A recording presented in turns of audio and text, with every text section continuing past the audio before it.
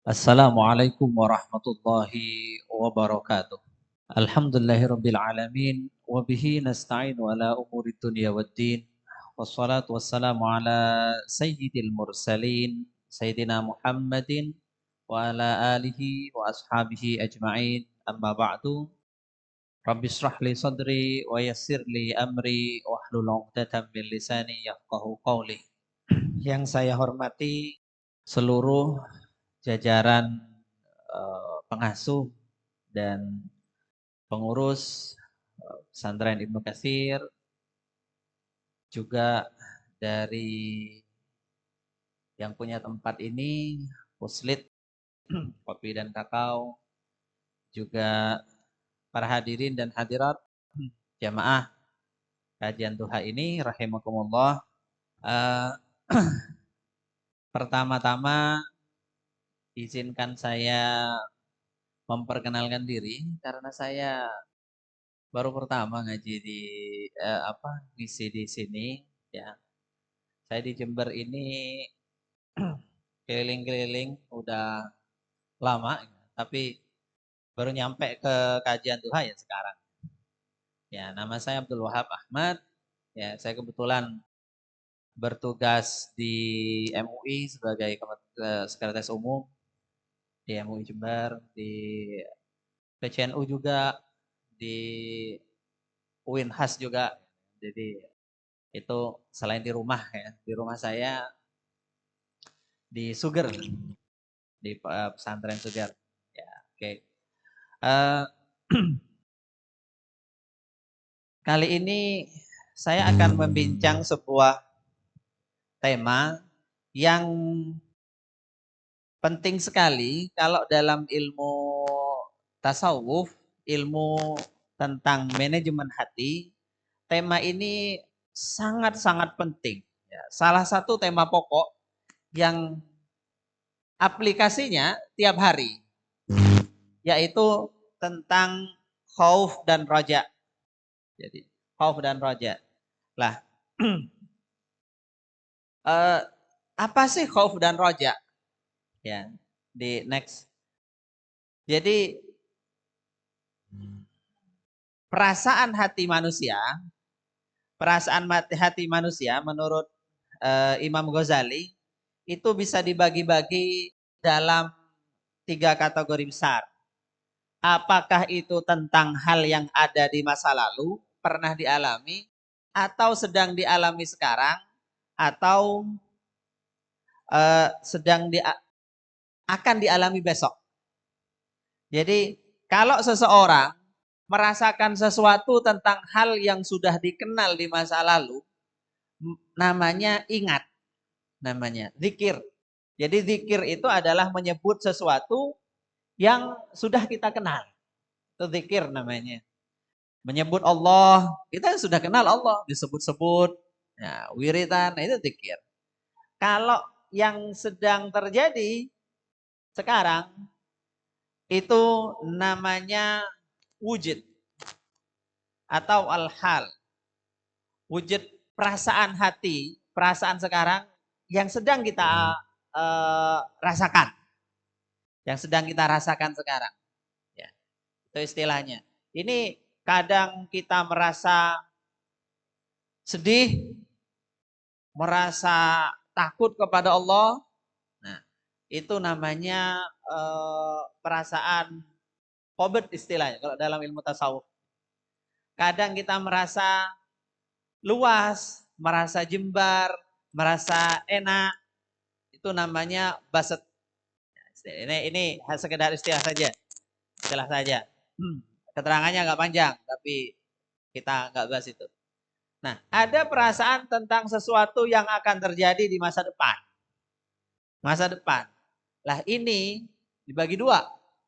Ada yang kira-kira prediksinya enak, namanya roja. Kalau kita memprediksi sesuatu di masa depan, harapan kita itu ini enak, ini bakal enak, masuk surga, bahagia di akhirat, happy ending begitu. Itu namanya roja. Kalau harapannya negatif, takut. Nah, itu namanya khauf. Khauf. Nah, ini dua tema ini yang akan kita bahas bagaimana relevansinya dalam kehidupan sehari-hari. Next.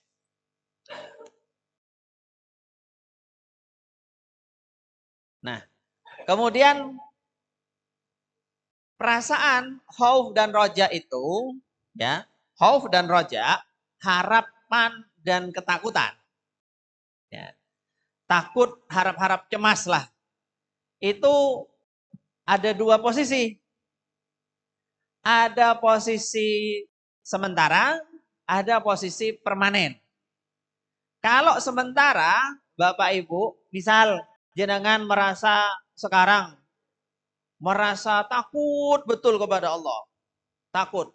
Karena sedang ada di majelis. Ustadznya sedang nakut-nakutin. Misalkan. Tapi kemudian pulang. Lupa lagi. Nah, perasaan sementara seperti itu namanya hal atau ahwal. Jadi orang punya level ini. Kadang kan iman itu kadang yasdad wa yangkus. Kadang bertambah, iman seseorang itu kadang bertambah, dia langsung soleh. Gitu. Kadang biasa-biasa saja. Nah, kadang waktu Ramadan langsung, religius. Religius sekali. Setelah selesai Ramadan, kembali ke settingan pabrik. Nah, yang kayak begitu itu namanya ahwal. Sesuatu keadaan jiwa yang berubah-ubah. Berubah-ubah. Kadang takut, kadang enggak. Ada juga namanya makom. Makom ini apa? Keadaan jiwa yang permanen. Sudah stabil dia. Dia membentuk watak yang khas sehari-hari. Bisa dilihat. Ini namanya makom. Orang yang solih terus. Religius terus. Dia semangat beragamanya tinggi. Itu namanya makom. Dia sampai ke makom. Untuk sampai ke makom ini, dia butuh mujahadah, butuh usaha keras, butuh latihan bertahun-tahun. Jadi kalau ada seseorang, misalnya dididik dari remaja untuk ngaji. Untuk ngaji, kemudian tiap hari dia ngaji, sampai besar dia ingat Al-Quran terus. Dia zikir dengan Al-Quran. Itu namanya dia sampai kepada makom cinta Quran. Ini permanen ini. Orang dididik dengan sifat-sifat sholih, bagus, terus sampai merasa tidak enak kalau melakukan sifat bagus, itu berarti sudah sampai makom. Nah, jadi bukan hal yang sementara, tetapi sudah permanen. Nah, harapan dan kecemasan, khauf dan roja itu sama. Ada yang sampai permanen Bapak Ibu. Kalau seseorang misalkan dari remaja dididik, dari kecil dididik. Nak, kamu jangan sampai nggak sholat ya. Kalau kamu nggak sholat, kamu nanti masuk neraka. Nah, akhirnya dia sholat.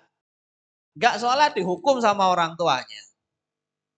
Dipukul kalau lebih 10 tahun nggak sholat itu dipukul. Dipukul ini syariat loh ya. Syariat.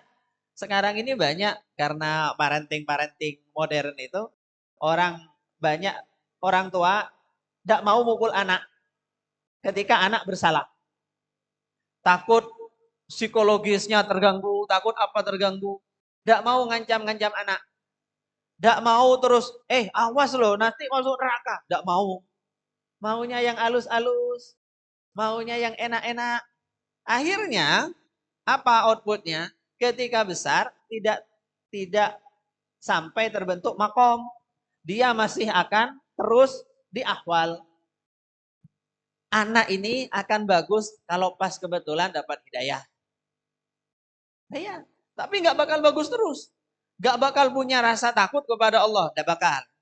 Dia tetap akan goyah terus. Ya kalau pas mau ke masjid ya ke masjid. Kalau enggak ya lupa. Nah begitu. Karena tidak ditanamkan. Nah itu tidak sampai makom. Nah ini yang salah orang tuanya juga. Makanya kalau ngomong parenting sekarang misalkan. Parenting yang paling bagus bagaimana? yang sesuai ajaran Rasul. Rasul nyuruh, anak kalau nggak sholat, pukulan.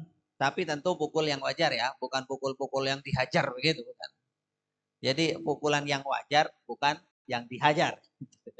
Ya, dijewer misalkan apa. Nah, itu penting Bapak Ibu. Penting. Supaya terbiasa di jalan hidupnya nanti sampai ke makom. Nah, namanya makom khauf, takut kepada Allah. Nah, terus next. Khauf dan roja ini diperintahkan oleh syariat. Diperintahkan dalam ayat yang bisa dibaca di situ. Allah berfirman, "Wad'uhu khaufa wa tama'a." Kalian serulah Allah, kalian sembahlah Allah dengan khauf, takut, dan dengan tama, berharap atau roja. Jadi kita kalau mau menyembah Allah ini harus dengan dua perasaan ini. Dengan rasa takut dan dengan rasa roja. Kalau salah satunya hilang, rusak Pak, Ibu. Ini fungsinya untuk saling menyeimbangkan. Dia bagaikan dua sayap, yang satu kiri, satu kanan. Hilang satu, tidak bakal terbang. Jadi orang mukmin ini, kalau mau menghadap Allah, kalau mau sampai, maka dia harus menyembah Allah dengan rasa takut dulu. Yang disebutkan kan takut dulu, khauf. Khauf itu takut. Baru kemudian toma. Toma itu berharap kebaikan-kebaikan dari Allah. Berharap masuk surga, berharap enak, berharap hidupnya dikasihi oleh Allah Subhanahu wa taala. Itu toma atau roja. Nah, kita untuk khauf itu bagaimana? Khauf itu memikirkan masa depan yang menakutkan. Ketika kita setiap hari mau melakukan sesuatu, mikir dulu. Ini halal apa tidak? Nah, itu khauf. Enggak, takut. Enggak halal. Itu khauf. Ini diajari sejak kecil supaya jadi makom, bukan hanya ahwal. Sejak kecil diajari. Nah, awas loh, jangan ngambil punya temennya. Harus izin dulu. Kalau beli-beli permen, jangan ambil lebih. Dosa, dan seterusnya. Yang kecil-kecil itu, ini harus ditanamkan supaya terbentuk mindset. Enggak, ini kalau saya nganu, takut ini. Kalau tidak begitu Ibu, kalau tidak ditanamkan begitu, maka takut kepada Allah tidak bisa. Hanya jadi ahwal, sekedarnya saja. Pas dengar ceramah, pas susah, pas apa, baru takut. Setelah itu selesai, balik lagi. Akhirnya jadi petugas MBG korupsi. Nah, iya, kan gak ada takut-takutnya itu. Kita melihat, loh sekarang loh, kita kalau ngomong halal haram, orang nyari barang haram itu sekarang terang-terangan Bapak Ibu. Iya kan? Kalau dulu orang nyuri permen aja satu, itu takut. Sekarang orang nyuri triliunan, terang-terangan. Gak ada malu-malunya itu, biasa saja. Biasa saja. Lah, ini apa sih di pikirannya? Di pikirannya itu rojak. Ah, nanti kalau sudah mati ya istighfar, beres. Ah, nanti kalau sudah mati biar dibacakan tahlil, beres. Dikira segampang itu apa? Nah, gitu kan? Itu rojak yang bablas. Rojak yang bablas. Tidak realistis. Nah, terus rojak yang benar itu apa? Rojak yang benar itu adalah rojak yang ada sebabnya. Ada sebabnya. Rojak yang masuk akal, yang realistis. Yang realistis. Next. Jadi kehendak Allah, saya mau tanya Ibu, Bapak Ibu. Bapak Ibu ini bisa tahu enggak apa kehendak Allah terhadap kita di masa depan? Enggak tahu. Kira-kira nanti dapat enak atau dapat tidak enak?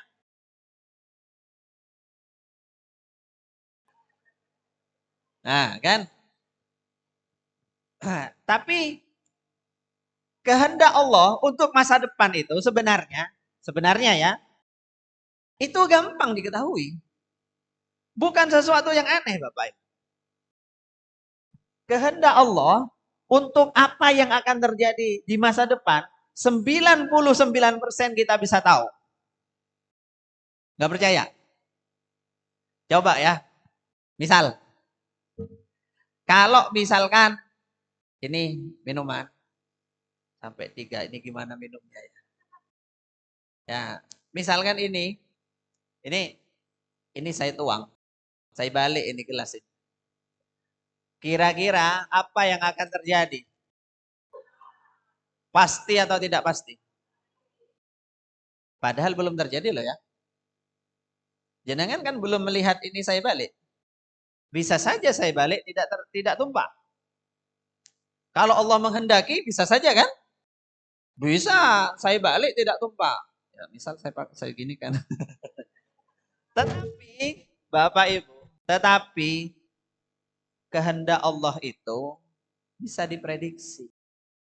Kalau Allah berkehendak saya membalik ini dan tutupnya nggak saya pegang, maka pasti kehendak Allah adalah ini tumpah. Benar apa tidak? Tumpahnya ketika saya tuang itu kehendak Allah. Ini hal yang kita sebut sebagai sunnatullah, hukum alam. Itu adalah kehendak Allah yang diperlakukan umum setiap hari. Jadi masa depan apa yang akan terjadi pada kita, Allah mau memperlakukan kita gimana? Ya tinggal lihat Anda bergerak seperti apa. Tinggal begitu. Kalau jenengan misalkan nyebrang jalan ini, jalan raya, nyebrang langsung lari, gak tolah-toleh. Kira-kira dikehendaki gimana oleh Allah? Ditabrak lah. Iya kan? Kalau selamat untung. Tapi lumrahnya ketabrak. Kalau jenengan tolah-toleh, mau nyebrang tolah-toleh dulu, persiapan dulu. Kalau sepi baru nyebrang. Kira-kira kehendak Allah bagaimana? Selamat. Nah, itulah roja namanya. Roja itu seperti itu. Real, realistis. Jadi kehendak Allah di masa depan, gimana Allah memperlakukan saya? Ya lihat saja sekarang Anda gimana.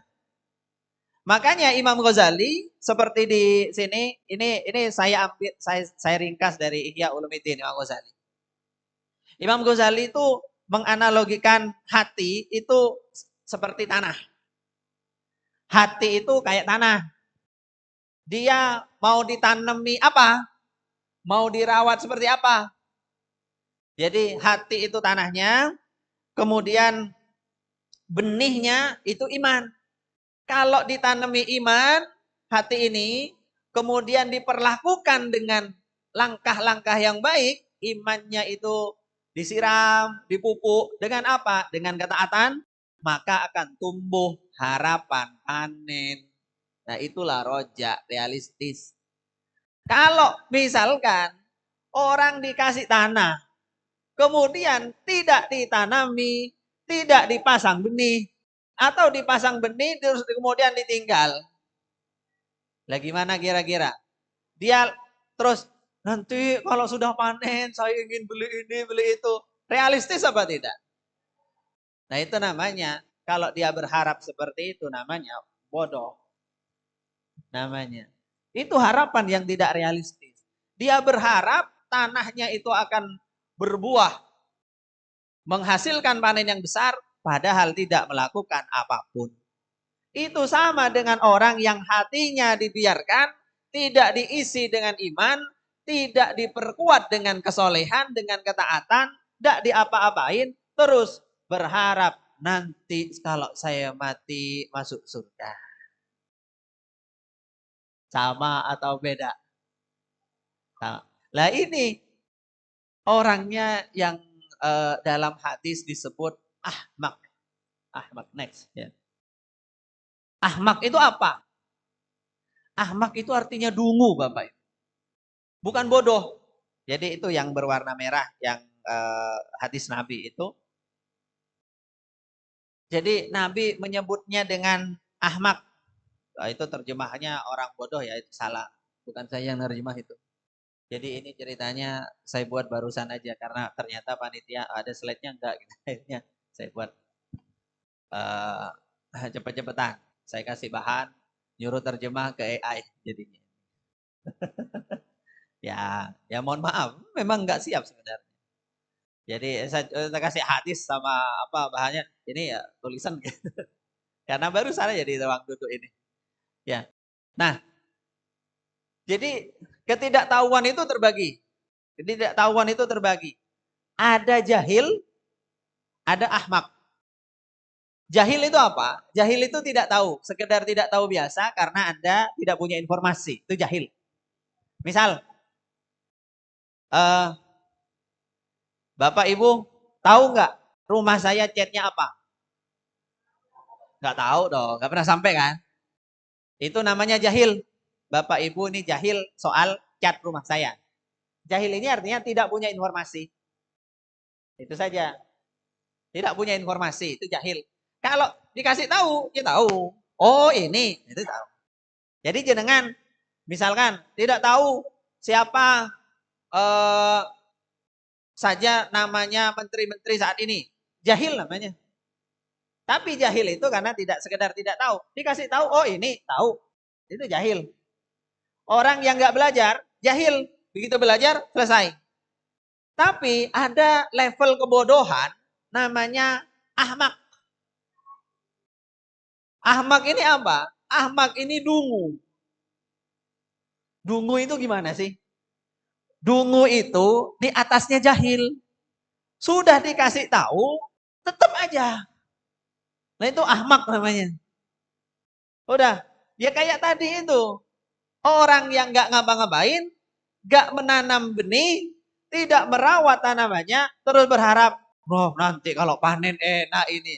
Mau panen gimana? Lah itu ahmak namanya.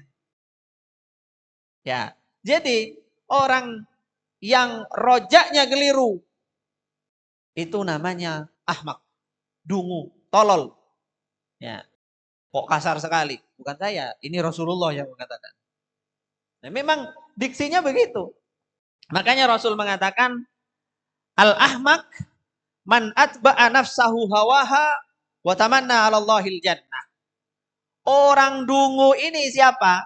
Orang yang nafsunya dibiarkan mengikuti keinginannya, dirinya sendiri dibiarkan mengikuti semua keinginannya, terus kemudian berhayal masuk surga. Ini ahmak. Pengen ini, turuti. Pengen itu, turuti. Halal, haram, wes tidak masuk hitungan. Pokok enak. Nah itu ahmak namanya. Orang ahmak ini sekarang banyak apa tidak?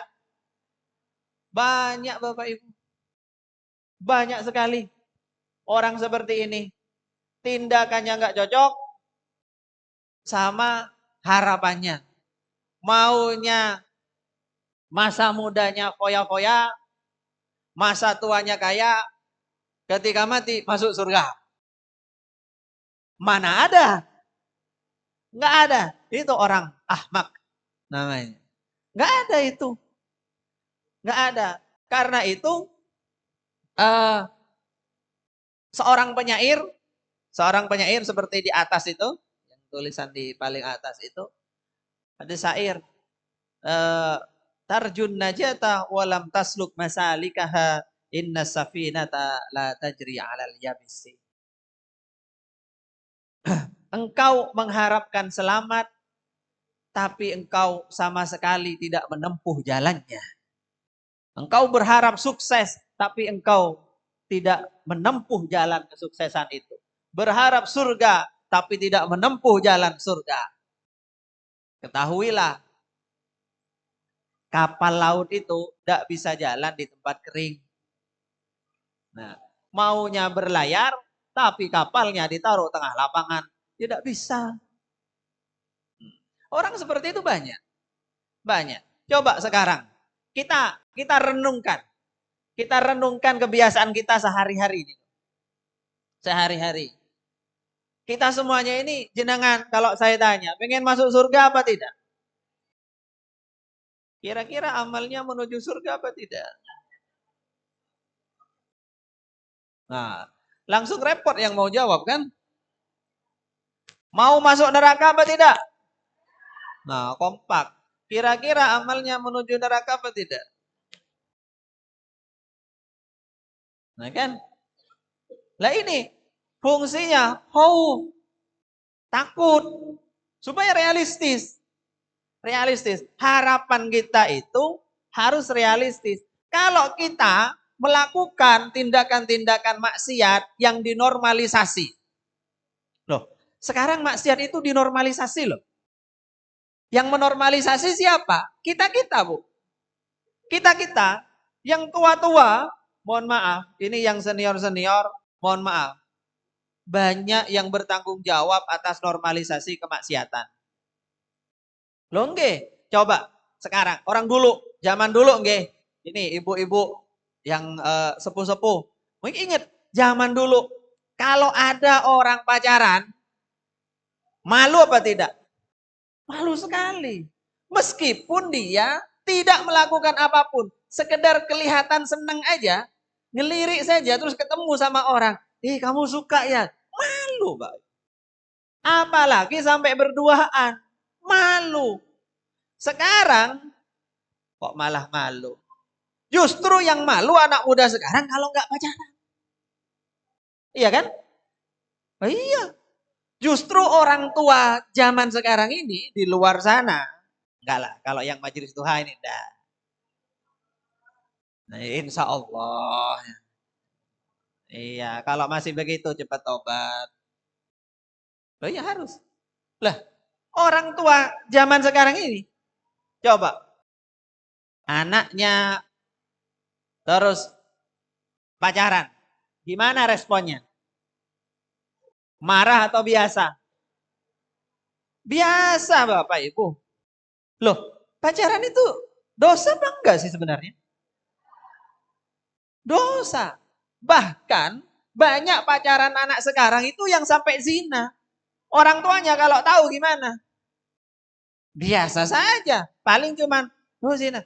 Awas hamil ya. Bukan awas maksiat. Bukan awas dosa. Bukan awas dimarahi Allah. Awas hamil ya. Artinya kalau nggak hamil nggak apa-apa. Ya kan? Nah iya. Kan begitu. Orang tua sekarang. Orang tua sekarang itu, ini untuk yang sepuh-sepuh. Jangan ingat, jangan punya putra-putri. Biasanya, kalau pas anaknya mau nikah, atau ada yang ngelamar. Punya putri, anaknya mau ngelamar, ada orang mau ngelamar. Langsung itu, kriteria yang panjang dibaca semua. Ini sudah kerja apa? Penghasilannya berapa? Orang bagus apa tidak? Anaknya siapa? Soleh apa enggak? Bisa ngaji apa enggak nih? Bisa jadi imam apa tidak nih? Ketat sekali Bapak Ibu. Ketat sekali. Ketika ada yang mau melamar, mau menikahi, berhubungan secara halal, berkomitmen. Coba, ketika anaknya mau dijadikan pacar sama orang. Ada yang nanya enggak? Enggak. Paling cuman mesem-mesem. Oh, kamu pacaran? Ya, mesem-mesem. Enggak ditanya, siapa dia? Enggak penting. Pacarnya ganti lagi sama orang lain. Dicicipi orang lain lagi. Oh, ganti lagi. Ya kan? Itu tipe orang tua sekarang. Ketika memakai cara yang halal, standar setinggi langit. Ketika mau cari cara yang haram, loss. Nggak pakai standar. Lah terus punya rojak. Ya Allah, nanti anak saya berikan anak turun yang soleh dan solihah. Seandainya malaikat dengar, kira-kira jawaban malaikat gimana? Pret. Lah, seandainya, kira-kira begitu. Seandainya malaikat bisa baca pakai ucapan kita. Nah iya, ingin anak turun soleh. Tindakannya kayak gitu. Ya gak bisa Bapak Ibu. Ingin anak turun yang bagus. Tidak pernah dimondokin. Atau kalaupun nggak mondok, tidak pernah dikasih pelajaran-pelajaran agama yang mencukupi. Ya tidak bisa lah. Nah ini harapan palsu namanya. Yang itu kata istilahnya Rasul apa orangnya? Ahmak. Orang bodoh. Orang bodoh. Nah ini hal yang tidak enak kita rasakan. Saya orang tua, saya punya anak. Saya punya anak sama seperti jenengan yang sepuh-sepuh punya anak. Keterangan seperti ini tidak enak, mengusik kenyamanan kita. Enggak kan? Tapi kalau enggak begitu kita akan terlena dalam rojak yang tidak realistis. Akan terlena pada rojak yang seperti Rasul dibilang, Rasul mengatakan itu ahmak. Nah, di Quran juga disebutkan, biasanya orang yang salah dalam rojak ini siapa biasanya? Kebanyakan itu orang yang hidupnya enak. Jadi kalau orang yang hidupnya tidak enak di dunia, sebutlah miskin, banyak masalah. Biasanya yang dominan itu adalah rasa takut, khauf, takut. Jangan, takut begini, takut begini, takut begini, ya kan? Termasuk untuk urusan akhirat, dia akan takut. Jangan, nanti gimana nasib kita nanti kalau dimarahi Allah, nanti gimana kalau kita tidak diridhoi Allah dan seterusnya. Tapi kalau orang yang diberi kenikmatan oleh Allah, hidup enak, nyantai, itu biasanya rojak bablas. Berharap yang bablas tidak realistis tadi. Disebutkan dalam Al-Quran surat Al-Kahfi itu, ada orang yang diberi kenikmatan oleh Allah berupa kebun-kebun yang subur. Ya. Ada orang diberi kenikmatan kebunnya banyak, subur, di antara kebun itu dialiri sungai. Jadi perairannya semuanya terjamin. Tanahnya subur, air cukup, kemudian kebunnya luar biasa, panennya gede. Dia masuk ke dalam kebunnya terus berkata, "Ma'adunnu an tabida hadhihi abada." Aku tidak merasa kebun ini akan hancur. Tidak bakal. Selamanya kebun ini tidak bakal hancur. Ini semua penunjangnya sudah lengkap. Tanahnya subur, airnya cukup, perawatannya cukup. Kebun ini tidak akan hancur. Nah, wala irruditu ila rabbi. Kalau aku besok akan kembali kepada Tuhanku, kalau saja nanti akhirat kiamat terus aku dibangkitkan kepada Tuhanku, la ajidanna khairam minha munqalaba. Pasti aku akan mendapatkan fasilitas yang lebih baik dari ini lagi. Kok bisa begitu? Karena dia merasa, loh, saya di dunia ini kan dikasihi oleh Allah. Saya diberi fasilitas oleh Allah. Dia dicukupi, hidup saya enak. Kalau begitu, mesti besok saya akan difasilitasi juga. Saya nggak akan jadi orang gak enak. Mesti besok saya akan masuk surga enak. Ini pikiran orang kaya. Orang yang banyak nikmat. Di terusan ayat ini ngeri. Kebunnya kemudian dihancurkan oleh Allah. Dia kemudian mati dalam keadaan kafir. Na'udzubillah min dzalik. Lah, jadi orang yang paling banyak roja berharap yang enak-enak di akhirat. Biasanya yang gimana? Ya itu. Yang dapat fasilitas enak di dunia itu. Yang kalau ngajari anak, anaknya dicukupi semuanya. Sudah, jangan ya.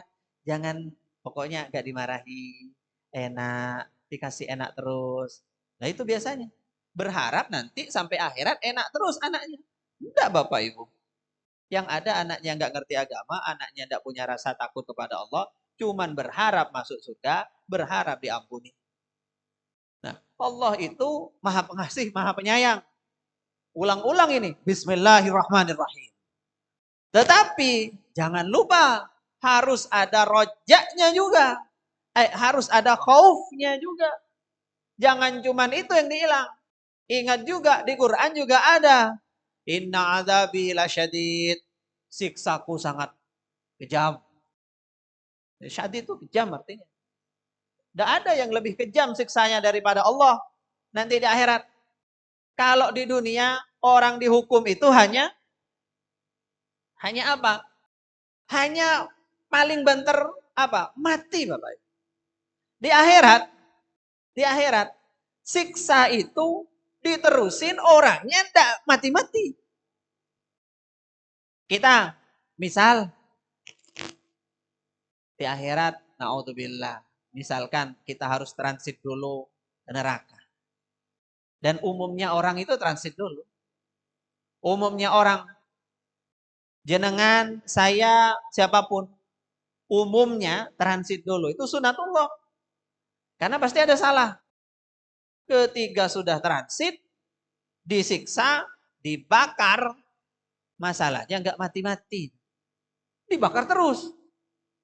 Kalau kulit terkelupas, maka kulitnya balik lagi, utuh lagi, bakar lagi. Nah, kalau sudah seperti itu, kira-kira bagaimana? Ada yang mau? Nah, enggak kan? Maksiat harusnya kita takut. Yang kita takuti bukan omongan orang, tapi kemarahan Allah. Omongan orang tidak penting Bapak Ibu. Tidak penting. Tapi kalau Allah marah, gimana? Di dunia kita akan dicabut dari nikmat ibadah. Tidak enak. Ibadah mau tidak enak. Tidak kuat. Duduk lama-lama tidak kuat. Ngaji, datang ke majelis duha lama-lama tidak kuat. Enak ngobrol di luar. Loh iya. Kemudian nggak datang. Begitu. Tidak kuat. Kemudian terus-terusan dikasih kenikmatan melakukan maksiat. Jadi maksiatnya nanti terasa nikmat. Nah itu adab itu. Adab besar. Orang yang seperti ini terus biasanya terus menghayal. Nanti semoga kalau mati diampuni oleh Allah. Itu sama dengan ucapan orang Yahudi di Quran yang bawah ini. Fakhalafa min ba'dihim khalfun. Kemudian setelah mereka ada pewaris-pewaris warasul kitab yang mewarisi Alkitab. Ya. Ya'khuduna arada hadzal adna wa yaquluna sayughfaru lana. Mereka pendeta-pendeta Yahudi dulu mereka menukar ayat-ayat Allah demi materi. Mereka ngasih hukum-hukum yang diharapkan masyarakat, hukum by request. Kalau enak bagaimana demi dapat uang dari orang. Taurat, Zabur diganti-ganti demi uang. Terus mereka berkata, sayu farulana. Tuhan nanti akan mengampuni kita. Karena Tuhan Maha Pengasih, Maha Penyayang. Itu ucapan orang kafir, Bapak Ibu. Berharap diampuni. Meski tindakannya nggak benar. Dan nggak tobat. Nah, itu ucapan orang kafir. Perangan kafir. Biasalah anak muda sekarang pacaran kemana-mana. Biasa nanti kalau udah tua insaf. Kalau pas mati sebelum tua. Kalau setelah tua ternyata nggak tobat. Gimana? Nah ini bagi yang ahli maksiat. Bahkan yang taat sekalipun tidak boleh itu. Rojak berlebihan tidak boleh. Karena yang taat pun ternyata kalau tidak benar, tidak ikhlas. Tetap dalam hadis disebutkan. Ada orang yang alim, mengajar, guru dia. Syekh. Ketika meninggal, nyampe kepada Allah, dia melaporkan, saya seorang ahli ilmu, saya mengajarkan ilmu agama. Oleh Allah kemudian dibalas, kamu ngajar itu kan cuman karena biar dibilang pintar. Kamu ngajar supaya orang menyebutmu guru, supaya dapat pangkat. Sudah kamu dapat, itu balasanmu. Langsung sana, neraka. Nggak aman. Orang yang hafal Quran, apa iya aman? Di dalam hadis disebutkan, orang yang hafal Quran, itu banyak yang dilaknat oleh Quran sendiri. Dia hafal Quran, Quran melaknat dia karena tingkahnya tidak seperti yang diajarkan Al-Quran. Tetap nggak aman. Orang baik saja nggak aman kok. Rasulullah saja yang sudah paling tinggi karena merasa tidak aman, merasa khauf, beliau tiap hari istighfar. Kalau sholat lama sampai bengkak, melebihi kita-kita. Rasul kalau sholat, bacaan suratnya apa Bapak Ibu? Jangan tahu. Kalau sholat ngimami orang, pendek-pendek, biasa. Tapi kalau sholat sendiri, satu setelah Fatihah, itu Al-Baqarah. 3 juz. Rakaat kedua, Ali Imran. 2 juz. Itu standar.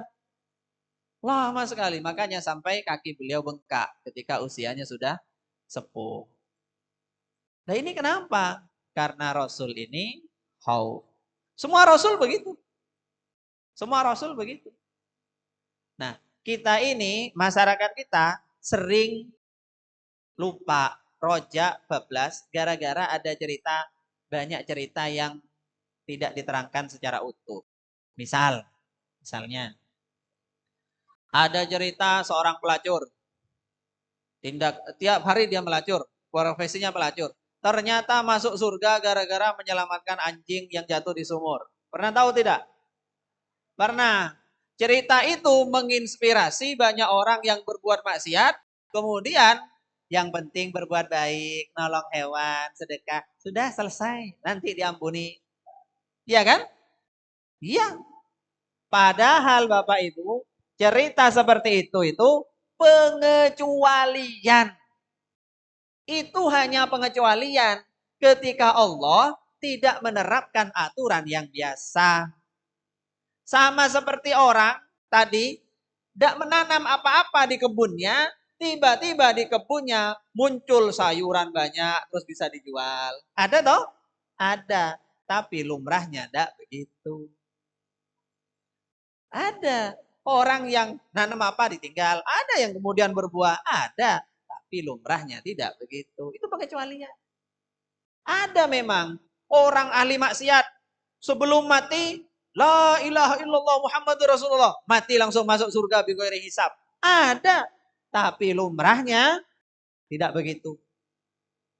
Itu sama dengan orang yang apa? Tadi nyebrang jalan, pejamkan mata, langsung lari, kok selamat. Itu pengecualian, kebetulan. Coba ulangi lagi. Oke, ada memang. Nah, cerita seperti ini harus dikasih catatan. Itu pengecualian, oke? Pengecualian. Ada memang, ada. Orang bawa dosa sebesar gunung, diampuni oleh Allah. Diampuni habis, langsung masuk surga. Ada pengecualian. Nah, makanya terus gimana kita ini? Kalau bisa khauf dan rojak seimbang. Kalau nggak bisa, maka next. Ya. Next lagi. Ya, yang paling akhir. Waktu kita udah habis nih, mau habis. Yang bagi katanya Imam Al-Qurtubi dalam tafsirnya, yang bagi ayyaglibal khauf ar-raja'ah tulal hayat. Yang ideal itu gimana sih? Yang ideal itu kalau memang nggak bisa seimbang, selama hayat, selama hidup, yang dominan itu harus takut kepada Allah. Khauf, takut taruh pertama. Jangan roja. Tiap hari kita takut-takut. Gimana ya kalau saya bermaksiat? Takut Allah. Gimana ya kalau saya berbuat taat? Takut nggak diterima. Takut nggak sempurna. Begitu. Tetapi faida ja'al maut ghalabar raja. Kalau sudah merasa mau mati, rojaknya kasih pertama. Merasa ajal sudah di depan, maka ingat-ingat, ya Allah, Engkau Maha Pengasih, Maha Penyayang, ampuni saya yang banyak dosa. Engkau Maha Pengampun, ampuni dosa-dosa saya. Nah itu kalau mau mati, rojak, jangan mikir yang serem-serem. Karena nanti berlaku ana inda dzanni abdi, di aku sesuai prasangka hambaku. Itu hadis itu taruh terakhir. Jangan taruh di depan.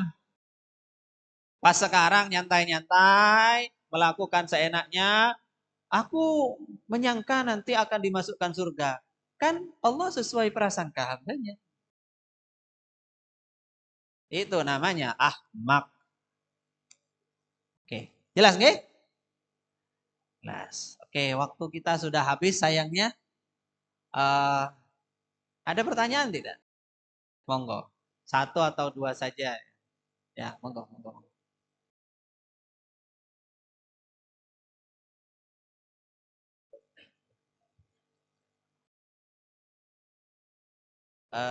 Kurang jelas.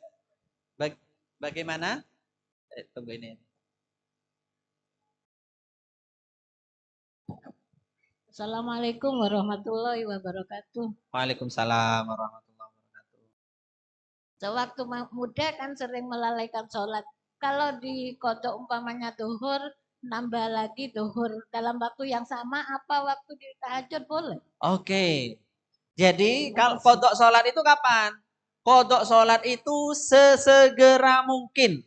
Jangan ditunda-tunda. Apalagi kalau sholatnya ditinggalkan karena lalai, sengaja. Itu malah tidak boleh melakukan apapun selain sholat. Malah nggak boleh sholat sunnah, tapi sholat kodok. Jadi kalau punya kodok sholat, misal masa muda dulu masih jauh dari hidayah. Misalnya, tidak sholat 10 tahun.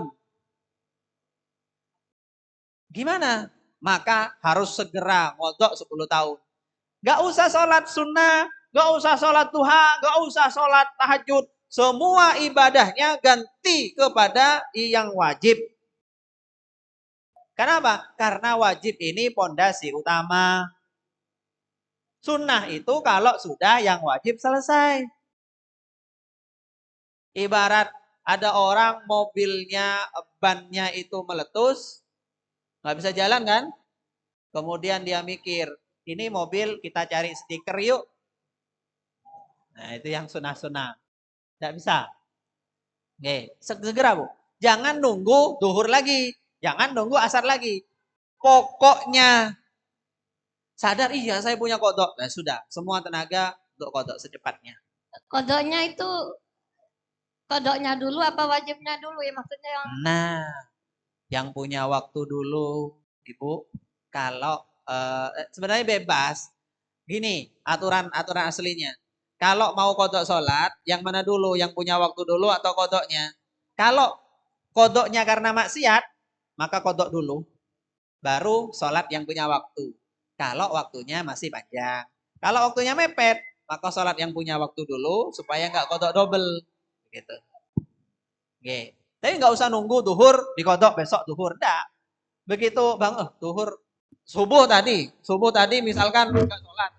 Gimana kodoknya? Sekarang. Jangan nunggu nanti, jangan nunggu apalagi nunggu besok subuh. Terus ada lagi. Monggo.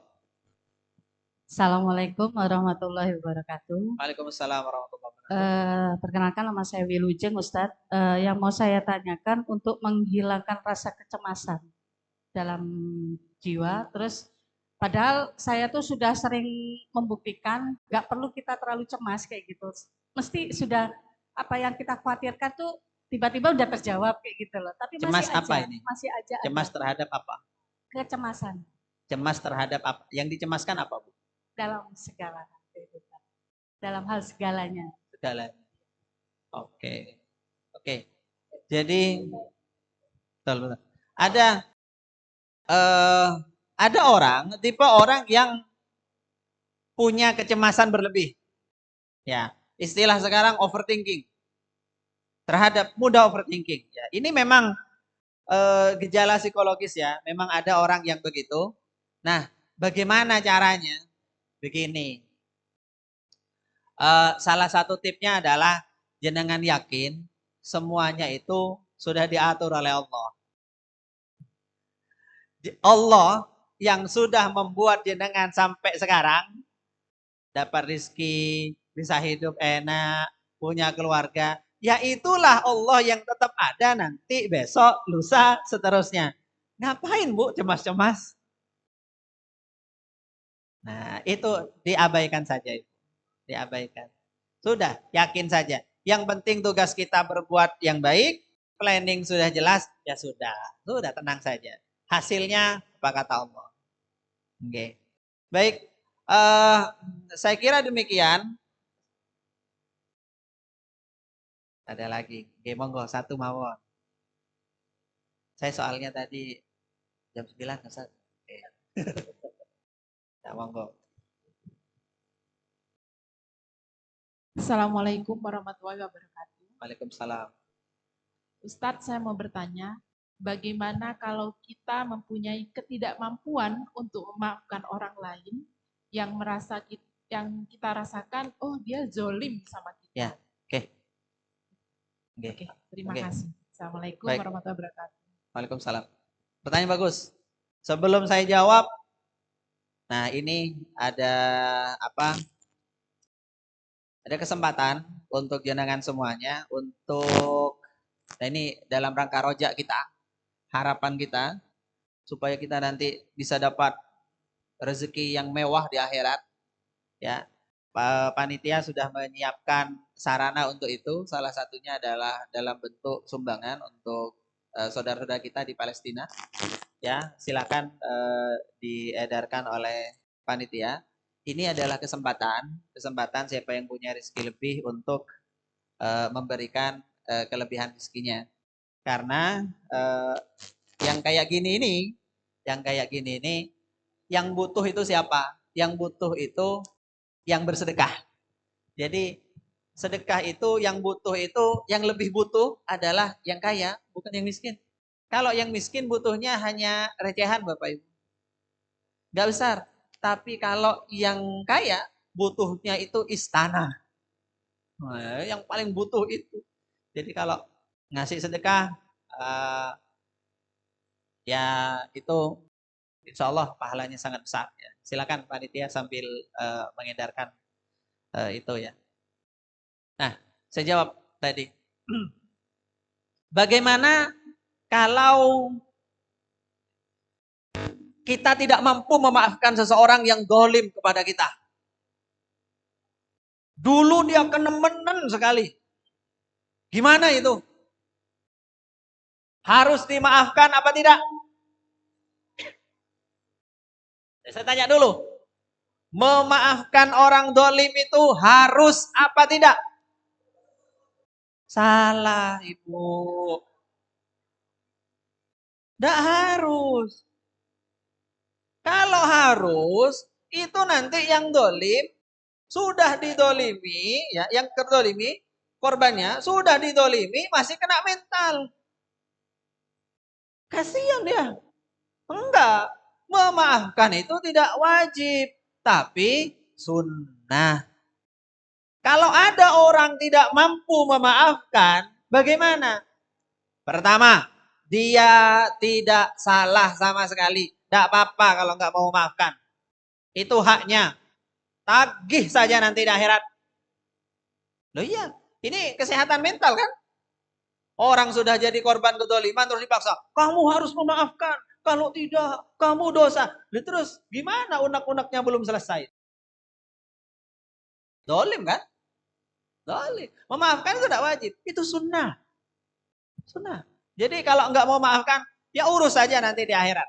Makanya ada pengadilan akhirat, ya gunanya untuk itu. Ada orang jahat sekali. Gimana terus? Gak bisa maafkan. Ya gak apa-apa, gak dosa. Tagih saja nanti di akhirat. Ambil semua pahalanya. Atau kalau tidak, dosa kita kasih dia. Nah itu mekanisme yang disediakan syariat itu untuk orang dolim-dolim itu. Yang gak bayar hutang, itu kayak gitu. Gak bayar hutang sengaja ya. Nah, terus, tapi ingat, ada satu hadis, Ibu. Oke, ada satu hadis. Ada orang yang berperkara di akhirat. Ada orang dolim dan ada korbannya. Kemudian, dia disidang di hadapan Allah. Di hadapan Allah disidang, si dolim ini akan mendapatkan hukuman karena kedolimannya. Sebelum itu, Allah memperlihatkan, coba kamu yang didolimi, coba itu lihat di depan itu. Allah menyingkap di depannya ada istana yang sangat megah. Istana yang sangat mewah. Yang kemudian membuat orang itu takjub. Orang yang didolimi itu takjub. Ya Allah, liman hada? Istana ini milik siapa? Sangat besar, sangat mewah. Allah menjawab liman yamliku samanaha. Untuk orang yang mampu membayar harganya. Ini untuk orang yang mampu beli. Loh, tanya lagi dia, siapa orang yang bisa membayar menebus istana yang sangat mewah ini siapa? Allah menjawab, kamu bisa. Kamu bisa. Loh, dengan apa ya Allah? Dengan memaafkan saudaramu yang sudah dolim itu tadi. Kalau kamu maafkan, kamu dapat itu. Kemudian dia berkata, saya sudah memaafkan dia ya Allah. Akhirnya ya sudah, bawa temanmu sana masuk. Ini bagi yang mau istana. Kalau enggak mau, ya enggak apa-apa. Ya, kalau memang enggak siap ya enggak apa-apa. Ya, enggak boleh maksa orang harus memaafkan. Itu enggak boleh. Makanya orang yang paling jahat itu adalah siapa Bapak? Orang yang paling jahat itu orang yang mendolimi orang, terus kemudian minta maaf ala kadarnya, terus kemudian bilang, yang penting saya sudah minta maaf loh ya, sudah selesai ya, bukan urusan saya ya. Itu orang yang sudah jahat, bodoh lagi. Dikira kalau minta maaf selesai. Enggak. Selesai baru dengan maaf yang ikhlas. Kalau nggak dimaafkan ya tetap urusan di akhirat. Baik, demikian untuk hari ini. Semoga ketemu lagi kapan-kapan. Ya, ketemu lagi kalau ada rezeki, ada kesempatan, insya Allah.